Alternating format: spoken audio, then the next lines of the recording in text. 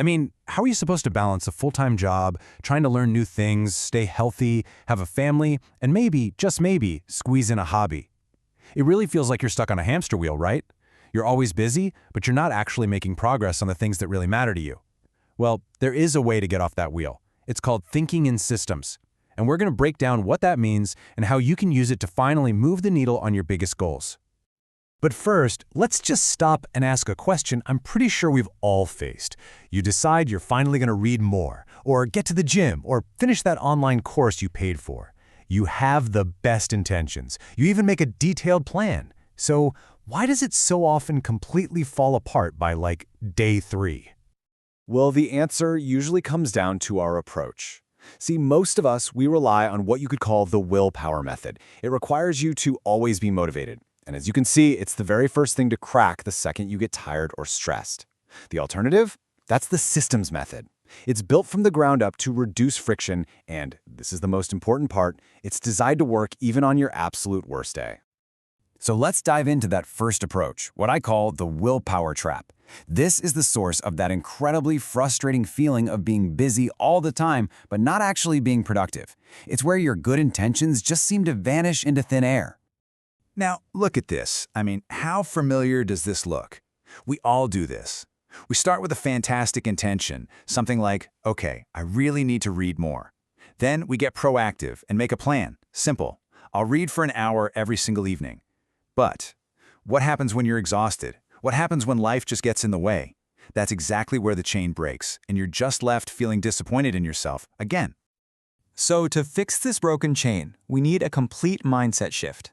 We have to move away from just trying to force it with willpower and start focusing on building a reliable process. This is the very heart of thinking in systems. So what does that actually mean in plain English? Thinking in systems is basically the practice of building processes that automatically nudge you toward your goals. The entire point is to make it so you don't have to depend on feeling motivated or finding some magic surge of willpower. And yeah, this really shows you what the end goal is. It's not about finding one single magic bullet. It's about finding these small, effective little processes that work for you, and then chaining them together one by one. And when you do that, you don't just have a fragile plan anymore, you have a robust system. Okay, so how do we actually build one? Well, let's get into the first principle. And it starts with what sounds like a pretty counterintuitive idea. You have to expect to fail. Now, this is not about being pessimistic. Not at all. It's about being a realist and thinking about all the things that it really takes to succeed. What this really means is you go in assuming your plan is going to hit a wall. You expect to be tired. You expect random things to come up. So instead of being surprised and defeated by it, you get out ahead of it. The very first step is to literally sit down and list every single barrier that has stopped you in the past. That list, that's the blueprint for your entire system. Okay, so now you've got this list of all your past failures and barriers. With that in hand, we can move to the second principle, design for repetition. This is all about building a process that you can actually stick to even when you have zero energy, zero motivation, your worst day. And I just love this quote because it sums it up perfectly. Any system that only works when all the stars align for you is not a system at all. It's a gamble. You need a process that works when it's raining outside, you're tired, and you've had a terrible day at work. The name of the game here is to remove as much friction as you possibly can. The driving question you should always be asking yourself is this: how can I make the right choice the easiest choice? Let's make this real. Let me tell you about an accountant I worked with who was studying for his big chartered accountancy exams. His initial plan seemed totally logical. He was going to study every single day right after he got home from the office. But his plan failed. Over and over again. Why? Well, these were his barriers. The commute home in rush hour traffic just drained him. By the time he actually walked in the door, he had family duties waiting for him. And after dinner was done, forget about it. He was just too exhausted to even think about opening a textbook. His plan required a level of willpower he simply didn't have at 8 p.m. Now, the typical response here is, just try harder, be more disciplined. But that is the willpower trap. Instead, we ask the systems thinking question.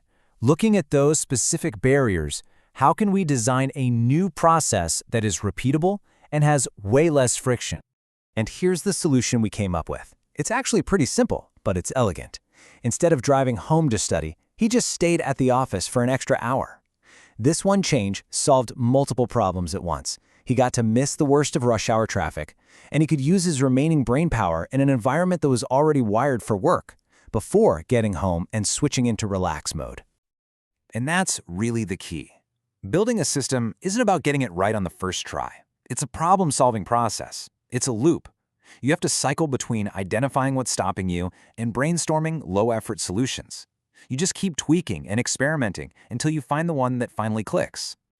Now, once you have a system that's actually working, there's one last principle that makes it truly sustainable for the long haul. I like to call this peeling the Band-Aids, and it's all about moving away from short-term fixes and toward real long-term solutions. So what's a Band-Aid solution? It's pretty much any short-term fix you use just to get by. You know, it helps you in the moment by treating a symptom, but it does absolutely nothing to address the root cause of the problem. Let's look at a couple of examples here. So if the symptom is you're always feeling tired, a nap is a great Band-Aid. It works. But the root cause is probably a messed up sleep schedule. Or if you can't focus, using a timer is a super useful Band-Aid. But the real long-term solution is to actually train your attention span. See, Band-Aids are fine for a while, but over time they just bloat your system and make it fragile. So here's the really powerful part. The ultimate goal is to make solving that root cause a new part of your system. Fixing my sleep schedule suddenly becomes a new intention, and then you apply the first two principles all over again to build a system around that. This is how your system evolves and gets stronger and stronger over time. Now, I know what you might be thinking. This sounds like a lot of work, but that brings us to maybe the most important takeaway of all. This isn't about working harder. It is about redirecting your effort so you can finally work smarter. Just think for a second about all the energy you're already spending. The energy spent feeling frustrated, trying to find motivation, beating yourself up when your plans fail yet again. Building a system isn't more effort than that. It's taking all of that same energy and redirecting it away from fighting yourself and toward building a process that actually supports you. So I'll leave you with this final thought. Take a look at the challenges you're facing right now, the goals you just can't seem to make progress on. What is the one Band-Aid solution you've been relying on day after day? And what would it look like to start peeling that back and building a real system to solve the problem underneath?